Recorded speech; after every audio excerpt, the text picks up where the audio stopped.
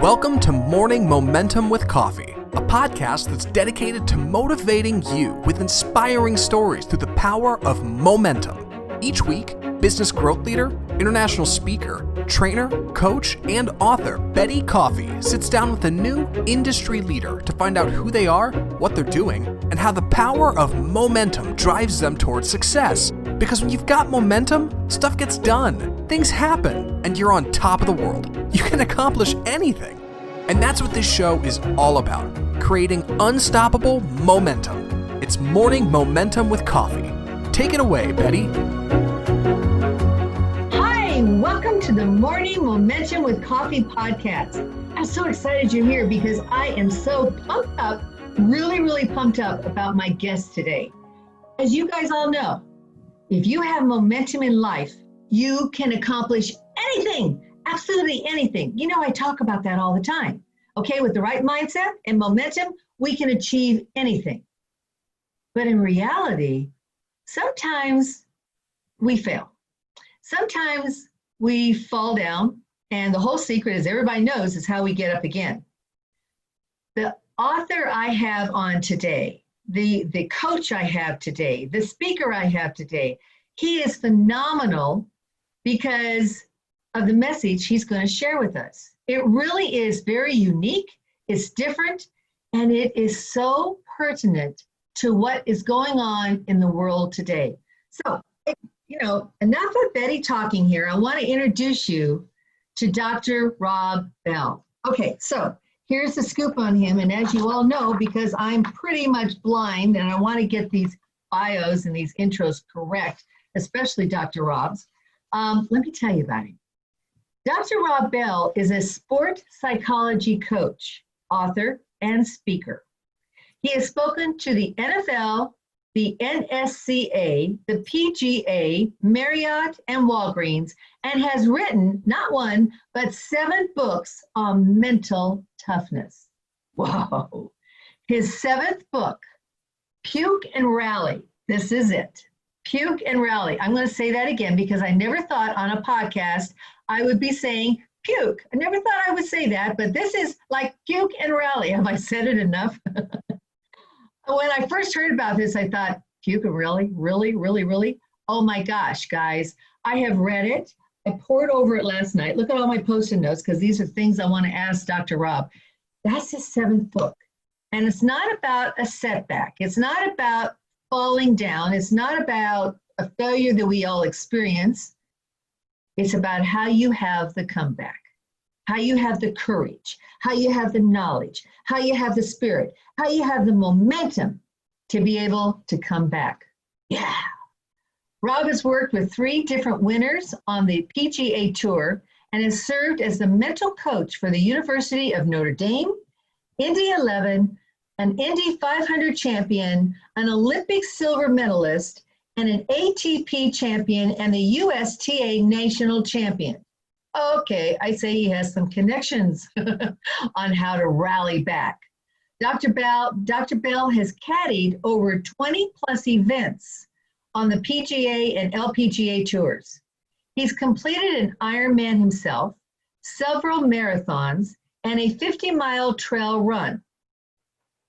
He's going to talk about a fall that he had. No. You're going to talk about that later. But also this past fall, you will complete a 100-mile trail run. Is that correct?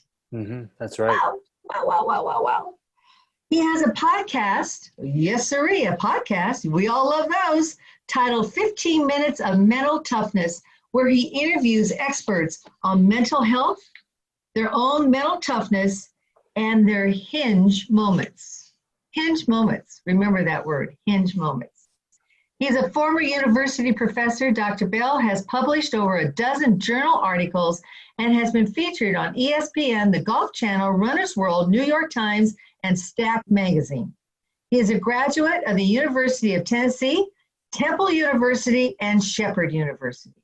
He's married. He has 2 great kids. And you can follow him. We'll give you his contact information pretty soon. But you can follow him on Twitter or Instagram at Dr. Rob Bell or drrobbell.com.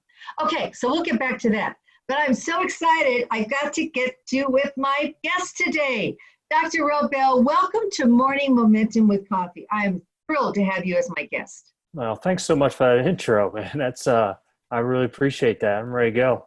Did it have some energy behind it? It did. Oh, It did. I like that tangent you kind of made to include the book and then go back to the intro. That was nice. Very nice. Yeah. Oh, thank you. Thank you. Thank you very much. That's why you're such a good speaker. Oh, thank you for that shout out too. I appreciate it. Your story is fascinating to me. So I think we've tantalized our audience, but I want to go into what has made you so special. What has made you Dr. Rob Bell, and what experience took place to get you where you are here today? So kind of give us a little bit of an intro about you and what took place. Yeah. Well, that's a good one because I really think that is life, right? It's like, hey, what happened? What was life like before? What happened? And what is life like now? Yeah. And there's always going to be several of those. I mean, sports was my entire life growing up.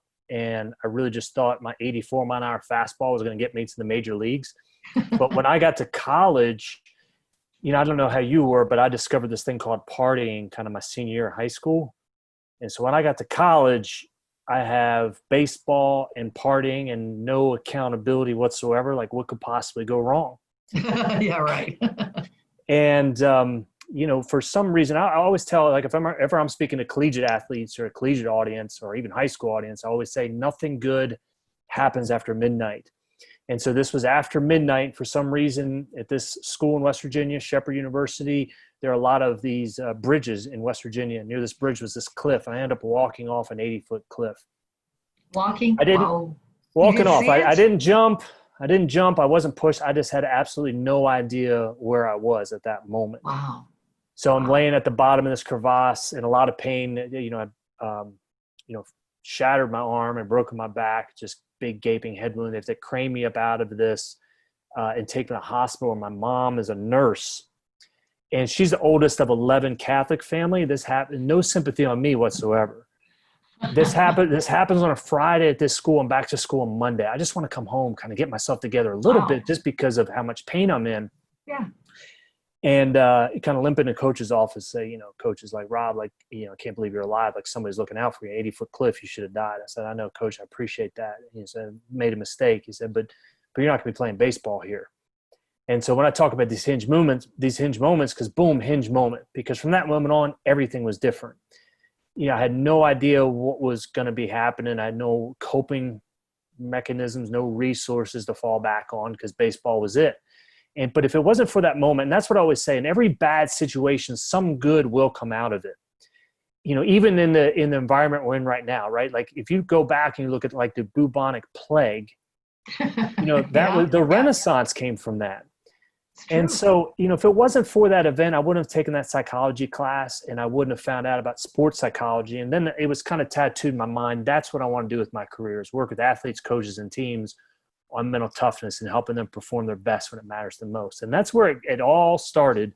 You had no idea. Tragedy. You had no idea prior to that tragedy that was of interest to you, or that's what you were going to be doing. I knew I was going to do something with sports, but I had no idea. I mean, it was like physical. Yeah. Of course, playing. If not, hey, coaching, physical therapy, or something like that. But when I took that psychology class, it was one of those dynamic professors, and it just knew. I said, this is what I want to do. And then there were some professional athletes that started seeing a mental coach, and I was like, that's what I want to do. And that's what did it. That's what did it. Wow. A lot of detours, a lot of side roads, but the end goal has always been the same. Were you born with this sense of resilience? Did you come from a family that said, pick yourself up off the ground and go at it again? I mean, an 80-foot fall is a big deal. I mean, as your coach said, you could have died from that. And I would imagine that not just physically hurt you, but mentally kind of shook you up too. What is it in you that made you rebound? What is it? I'm not going to use the word rally. I'm going to say that for you. But what is it that in you that made you rebound? What is it where'd you get your resilience from? I mean, and how long did it take for you to say, okay, I'm going to get off of this bed, or I'm going to get out of this chair, and my body is killing me. I've got a lot of pain I got to go through, but I'm going to go after this, and this is what I'm going to do. What is it special in you? What do you feel did it? So that's a great question. I'm glad you bring that up. So I think a lot of it was the sports background that I had just growing up. I mean, some of my favorite moments were those really, really tough workouts when everyone around you is sweating and trying to, we got to run up this hill. And I remember my coach telling me, is like, Rob, like, you don't have to run up this hill. And I was like, oh, okay, great. He's like, no, you get to run up this hill. And I was like, oh, okay. Big change, I didn't quite get it at the time.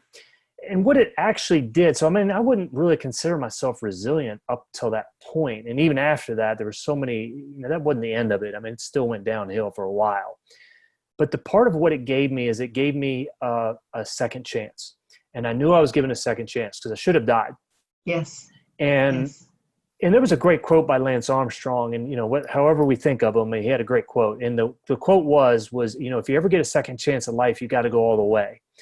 And so the thing that I've seen is that people's worst moment, it ends up becoming their best moment.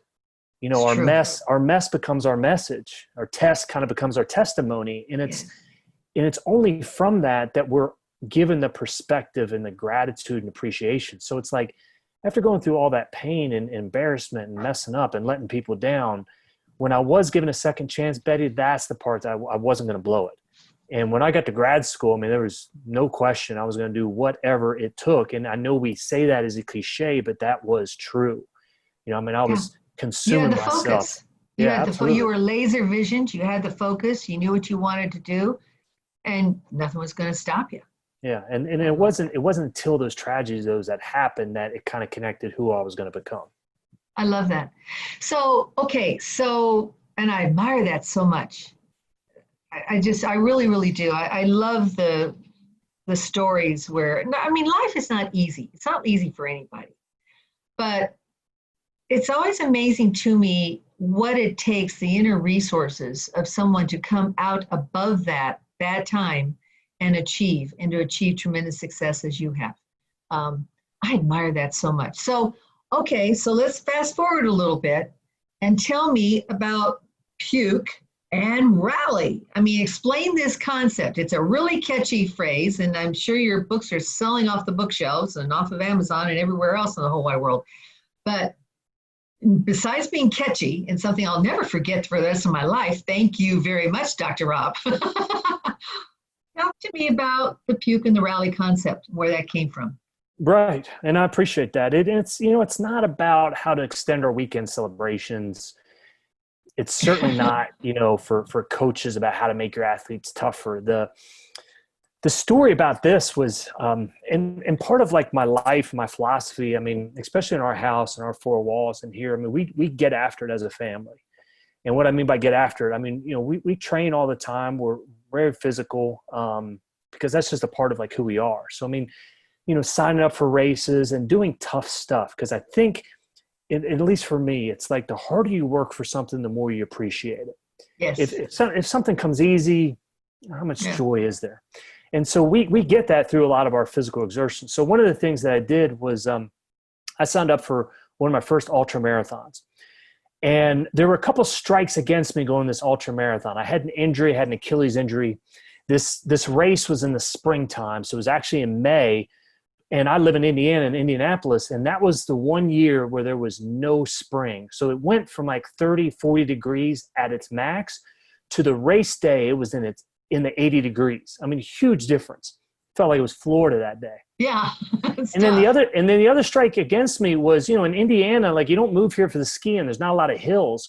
But in southern Indiana, there are a couple mountains there, and that's where the race was. So, I mean, it was really, really hilly race. So for the first 15 miles of the race, I mean, I was rocking and rolling and things were going great. And then these warning lights started to go off. I started to cramp a little bit. I started to walk more on these uphills. And, I just started to have my body start going shutdown mode. And what I didn't realize at the time, it was just dehydration was kicking in. I didn't really have anything to come back. Right. So at these ultra marathons, you have these rest stops. Now at these rest stops, it's like you're sitting at a tailgate, getting ready to go on a football game, except like, I think they still have alcohol there, but like when you're running, alcohol really isn't your drink of choice. But what I mean is like, there's a smorgasbord of anything you want to eat. So I show up at mile 20 and really in a little bit of a distress. And so I show up and I mean, I have a seat and I'm like, I need some of that Gatorade, some of that Coke looks good. Let's have some of that water. And how about, Mountain Dew? Let's have some of that as well. Yeah. All the fluids I could kind of take in from all different sources. And then food, let's get some of those potato chips and some of those pretzels. And, boy, we got some candy there. Let's have some of those M&Ms and how about some Twizzlers to wash all this stuff down, because I wasn't in a good spot and I needed to get myself right, thinking that's what it was going to do. So I shut my body down in neutral for about 15 minutes, take all this food intake. And then the thing about physics is when you go down, you have to come back up. So I was ready to go. So the next mile of this race was straight down to the bottom of the floor of the mountain. And then I'm going straight back up. Whoa. That's tough. And I knew I had a short-term goal, big on those. And all I had to do was make it 4 miles, and then I was going to see my family because they were there. You could see them at different parts. They were going to be there at mile 24. And then from that, it was just another 10 miles to the finish. And when I got to the bottom of that mountain, I had to go back up, and now I was in extreme distress. And, it was kind of just, if we were driving in our car, all these warning lights would just start going off at once. Right. And I needed to puke, and I did. And I threw up, and it felt great for 30 seconds. And then all the feelings came back, and I'm walking, I'm suffering, and, sitting on the side, and everyone's passing you saying, the same thing. Are you okay? Like, yes, I'm okay. I'm not okay, but what are you going to say? Yeah. So this is how bad I was. So I managed to get to the bottom of this other hill. All I got to do is climb up. It's 500 yards to where I'm going to see my family. They knew things weren't going well, so they actually hiked down that mountain to get me.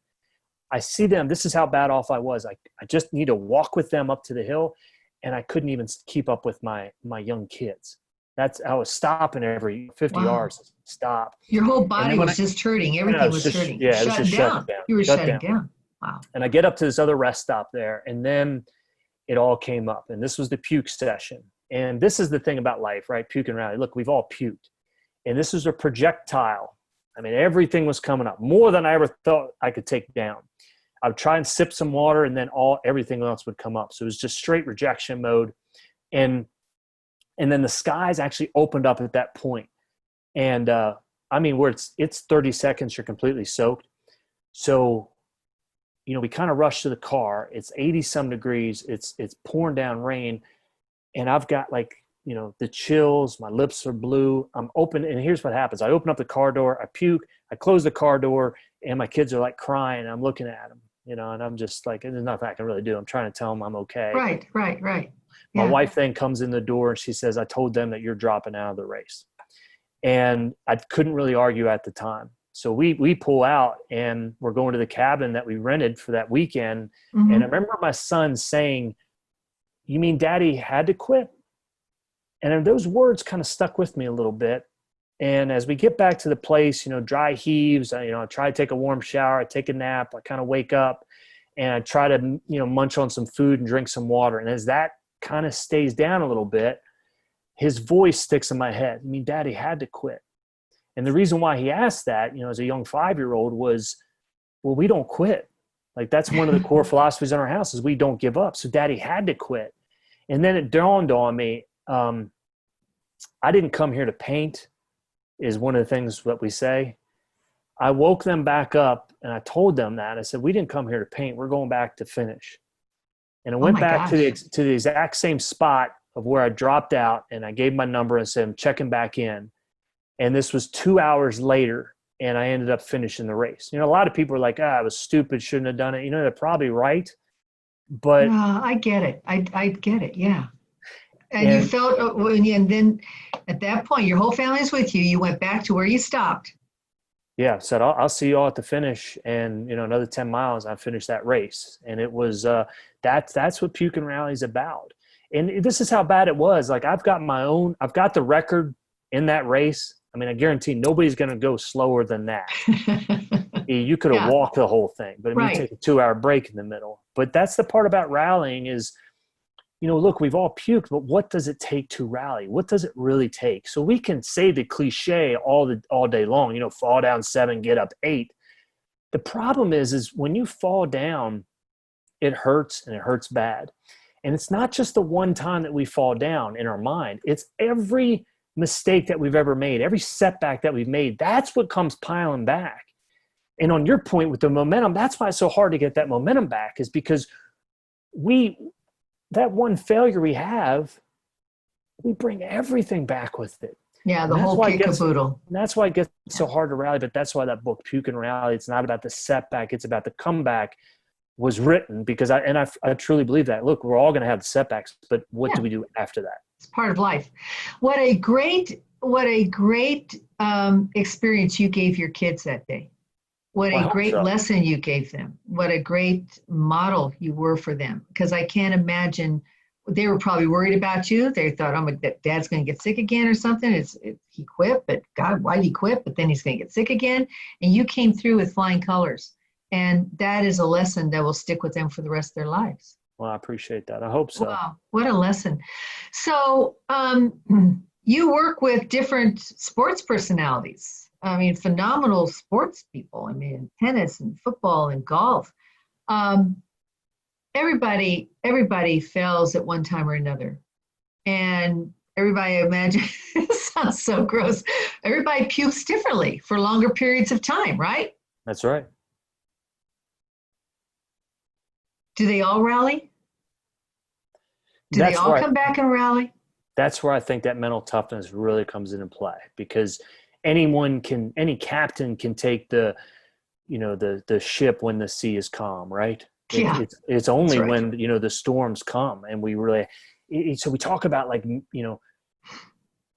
helping, the mental toughness helps build our character, but it's really just reveals our character. So even what we're going through now, right, as a world, as a nation, as a community, it's revealing our leadership. It's revealing our level of toughness that we have. And what I think it takes to rally, and that's where I think it ties into momentum so well. That's why I love your stuff. It takes other people. If you think about a rally, if you go to a rally, it's not one person at that rally, it's tons of people. A tennis rally, you've got to have other people in there to help you with on your journey. That's one of the chapters in your book. You talk a lot about connection, I believe. Yes. So do you think that we cannot rally by ourselves? That we do need other people? I don't think we were meant to try and rally by ourselves. Now, and especially when it comes to the difficult stuff. Now, it's not like I'm going to call you up, Betti, and say, hey, how do I brush my teeth? I don't need help with that. But why is it that the little things will bother me in life? I don't think we were meant to coach ourselves. I think we all need a coach, because it points out our blind spots. And it's only then that I think, I kind of call them balcony people too, people that look from the balcony down on us and can say, hey, this is, this area that, we need to get better at. But it's the best part about that too, is that we're able to help other people out. And I think we are at our best when we're helping out other people. So I think the rally and the connection always takes other people. That's right. And you made a point in that chapter in your book where you talked about, what I want to make sure I get it right. We lack connection as a result, because we lack that connection, we lack confidence. Yeah. So when we have that connection with other people, we get more confidence from that. And that helps us in our adventure of rallying. I love that idea. Yeah. We can't do it by ourselves. We cannot do it by ourselves. A better us makes a better you, and a better you makes a better us. And I'm so happy you're saying that, because a lot, if I were to look at your book initially, Puke and Rally, well, yes, I've got to have the inner determination, the inner strength, and I've got to be able to step back up and get back in the race. And you did that, but you had your family surrounding you, and you had that connection there. And we all need those people around us. And especially right now during COVID and everything else that's going on, we can't do it by ourselves. We've got to reach out. We may not be able to be, personally right next to each other and hugging each other, but we've got to reach out to each other and get that rally back together. You also talk about a really interesting, and I love this because it relates to momentum too, but you also in your book talked about the lightning connection. Mm-hmm. Tell us about that. I love that. Yeah. So, I mean, if you look at like a rainbow is an illusion, right? Like we see it, but I mean, you can't touch it. Well, lightning is real, and lightning is probably it's probably the most powerful element that I think that we can have. It connects, it's the only connector, I think, from the atmosphere, the most powerful one from the atmosphere to the earth.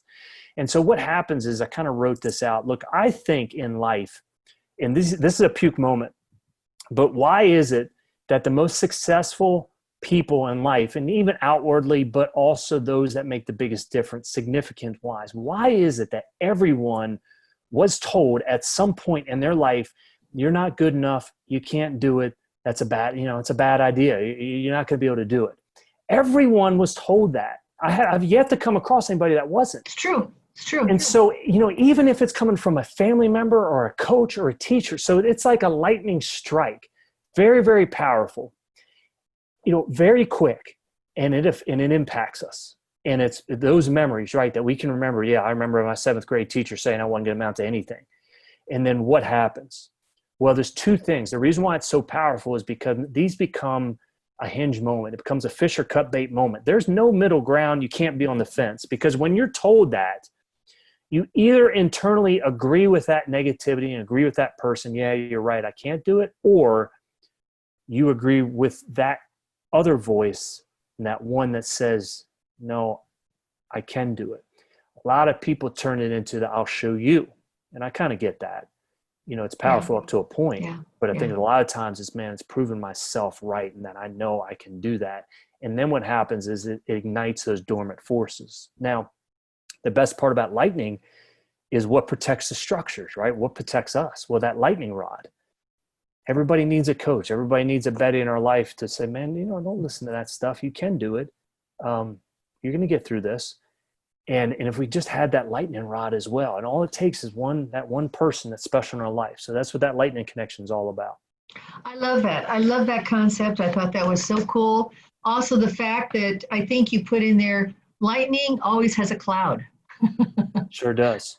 And explain that to me. Why lightning, and that's true, I never thought of it, but you're right. Lightning always has a cloud. Yeah.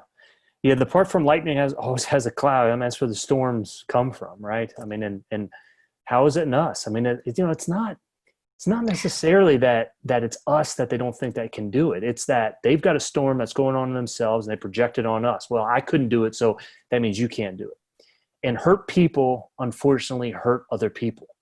And that's what happens in life, man. That's why abuse gets, continued from family to family. I mean, and that's why the bad stuff happens, is because the lightning, it happens in those clouds. Now, the interesting part about doing the research for the book is lightning, the regular lightning, although very, very powerful, comes from the bottom of the cloud. It's actually called negative lightning.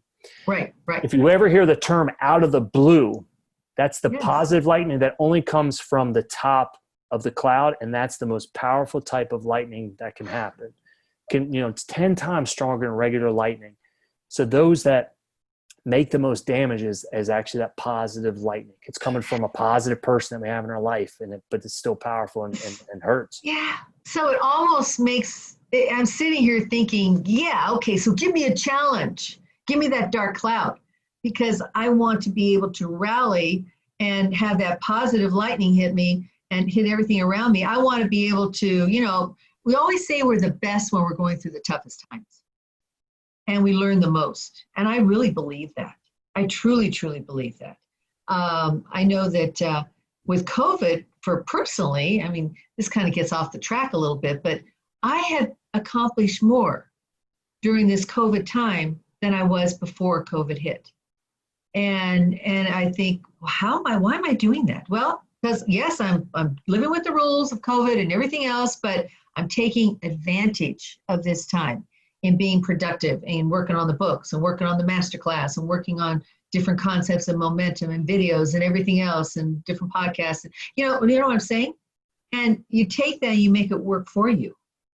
And that's when we really, really grow. I believe that. I really, truly do. Out of curiosity, I'm just curious because I know you've worked with every type of sports individuals out there in different types of sports. Is there a specific sport? And I have a audience. I haven't even asked Dr. Rob this question, so this is coming out of the blue. There you go. Is there? It'll be a powerful one. Oh yeah, it's going to be powerful or really stupid. One or the other. Let's see what it turns out to be. But I've got a question. You've worked with football players. You've worked with tennis. I mean, these are champions. Golfers. Is there a particular sport that's more difficult to rally in and achieve what you want to achieve more than others, or are they all tough? I think they all have their unique challenges. I think any sport where it is just you that's going to be out there is so much more difficult because you can't hide, and it is just you. And, there's a cave mentality when things go bad. Yeah. This is what I know when it comes to pro athletes is, a lot of parents think that their kid wants to be a pro athlete. And if parents knew what it took to be a professional athlete, they would have wanted doing it with they never had them sign up for that line. Because think about it, right? If you have the 200th best attorney in the United States or in the world, well, I'm going to show you somebody that's really successful. 200 best chiropractor. If you take the 200th best tennis player in the world, I'm going to show you somebody that's not even getting in tournaments. Right. Exactly. And so every sport has its unique challenges, but it's definitely going to be those individual sports. And I think every sport is a team sport, ultimately. And I also say this, it's any sport that's going to leave the mark of when you make a mistake, it's going to stay with you. Golf, you can be actually playing well, but you make a couple double bogeys, that score stays with you till the end of that round. Right. And again, it is not about the setback, it's about the comeback. But, if you fumble the ball a couple of times in a football game, you can always come back from that. Every sport's a little bit different, but it's definitely those individual ones. Good question. Is there, when you're working with your clients on mental toughness, is there a formula that you use to help them get through mental toughness? I mean, I find one of the most difficult, I grew up in Colorado. I love skiing. I was on swim teams. So, in sports, I like that competitiveness, and I was always in a team atmosphere, more or less. So I've played golf. I didn't say I'm really good at it. I stink at it. But golf is a different type of mental toughness, I think, than some of the other sports I've ever participated. I mean, I played tennis. I've been on swim teams and skiing competitions and all this other stuff. Golf, why is it golf that when I'm really stinking at the game and I'm so far down, okay, and my balls are just not, what is it that people do to turn that around? It's also in tennis. I've watched tennis tournaments with the pros, and good Lord, they keep hitting these lousy balls, and they're just, it's like spiraling downhill. What do you do in tennis or golf or any kind of sport when you are just spiraling down and you are really starting to lose big time, and everybody's talking against you? Well, Betty's had a better day, and all this. What is it that you do to literally turn that situation around and start pushing it back up? What do you do? And that's the part where I look at, well, what's the real importance of mental toughness and what's the importance of momentum and getting momentum? It's simply this, is it only takes one. The real importance is it only takes one shot to turn your entire round around. It takes one play in tennis. It only takes one. That's what we're getting ready for. One. Okay. So and then we just don't know when that moment's coming. But then here's the real importance of it is if we start going through the motions. So if things start to go bad and we throw up our proverbial hands and say, this doesn't matter, right? Today really doesn't matter. It's a wash. The problem with that is what we're really saying and what we allow is now quitting becomes an option. When we start to go through the motions, that's quitting. When we start to complain, that's the first sign of quitting. And so when we quit, it makes quitting easier later on. And that's the real problem with it. Look, physically, yeah, you're right. It might not matter at all. Today might not matter. It might be a total wash. But when that becomes an option for us, the problem is then we take it later on, because it's a whole lot easier to walk than it is to keep running. A whole lot easier to just say, forget it, I didn't really care, than it is to fight. And that's the real importance of it, is no matter what, it only takes one, but that's the key, is always staying in it, because we don't know when that's going to turn around. You don't give up. You don't quit. You stay in it, even when things are really going against you. And then you have that one hit, that right hit, that beautiful sound in that golf, when that ball, it hits the ball just perfectly, and you got that beautiful sound, and it's the right hit. Then what you're saying is the inertia starts in, right? The inertia starts turning around. You start building that momentum, and I love those stories from where they were down on their luck and down on the ground, and it looked like things were really going to go bad and they were going to lose, and then all of a sudden that one thing happens, and that's your rally, right? And that's it. And we just don't know when that's coming. And that's the real importance of. You just never give up. And every person we meet is the most important. Every situation that we're going to be in. And the real proof about this is, if you look at the physiology of our bodies, we all have a second wind. We all have a second wind. That is going to happen. We just don't know when that's going to happen. Now, if we quit, it's not going to happen. Right. But we do have that second wind. You have in your book, there is not growth, growth, without OW. There's no growth without an ow. And I highlighted that. I love that. And that was in your mountaintop experience. Share that with our audience, because I thought that was pretty cool too. Nothing. If we think of the mountaintops, even Everest, there's nothing that lives up on Mount Everest. There's nothing that lives up in these high mountains, because we can't live up there. We want the mountaintop experience. We want the trophy, we want the win, want that success, want that payday. But even as great as that is, you can't live up there. You can't live on the mountaintop. So the real growth just takes place like in the valleys. And the part that I've always can't stand is like, look, here are 5 tips to success and what you need. And I just frankly don't buy into it, because I don't think they've ever let us know. Good for you. They always sound the same. And frankly, they never work. They don't. So good for you for saying that. And they don't let you know how painful that failure is going to be along that journey. Yes. They don't let you know that, because it's not just the failure that happens. It's all the failures that we've ever happened. And it touches your soul, because you put your heart and your soul into it. And they don't let you know how tough that is, that it's going to be able to overcome. And that's why I say, like, when it's all said and done, more is said than done. So it's like, look, if you could really just have that skill of never giving up, you've got it. And I really believe that's all it takes, just to get that one moment that's happening. But that's why I say growth, you can't spell growth without owl. Exactly. I love that. And there's also a quote, and I forget who said it and where it is in your book, that so many quit. They quit trying when they are so close to being successful. And that's true. I've seen many speakers quit when they were just on the edge of being a phenomenal speaker, or they quit something and they were so close to winning. They were so close to making it over the top. And we just don't quit. You just flat out do not quit. Amen. And I'm a firm believer that it will happen if you don't quit. Yeah. You got to have the mental toughness, the confidence. You got to know, just don't quit. The game will turn around, and then you rock and roll. That's what it's all about. I could go on forever talking to you, because I love your stories. I love the personal story. I mean, you're committed to this. You truly are. And you love what you do, don't you? No, man, I really do. I mean, I'm pretty blessed, because I don't have to live and die off every putt, like as a pro athlete, but I mean, I get to go along with that journey with them. It really is, man. It's a real blessing. It's great.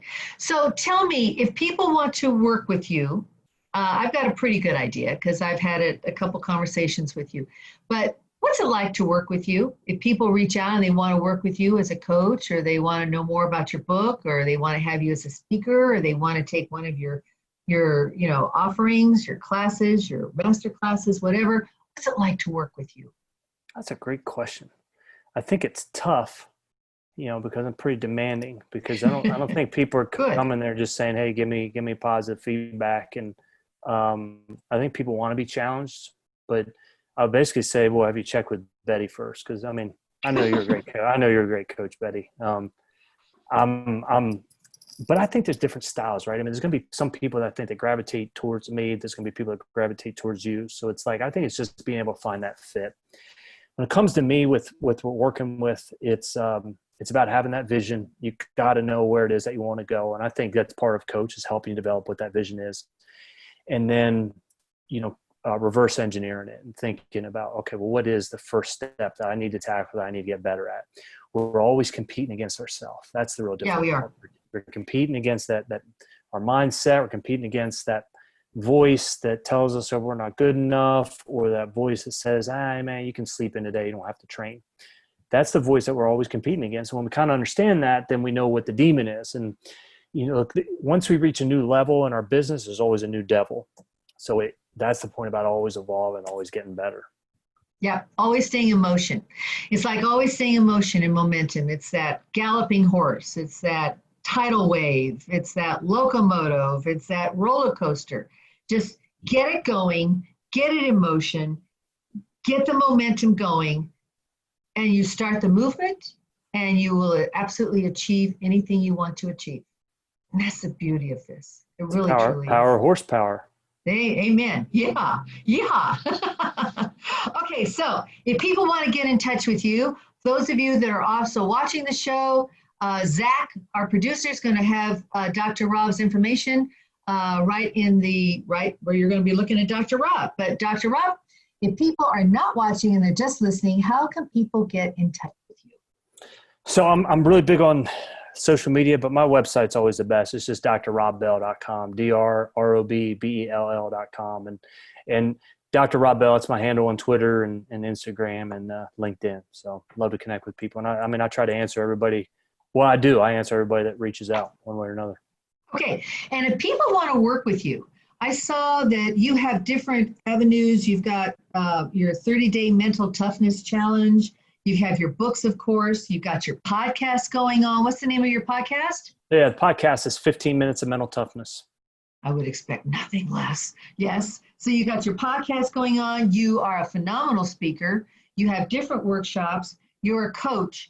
So there's a lot of different avenues that people can work with you on, right? Yeah, there is.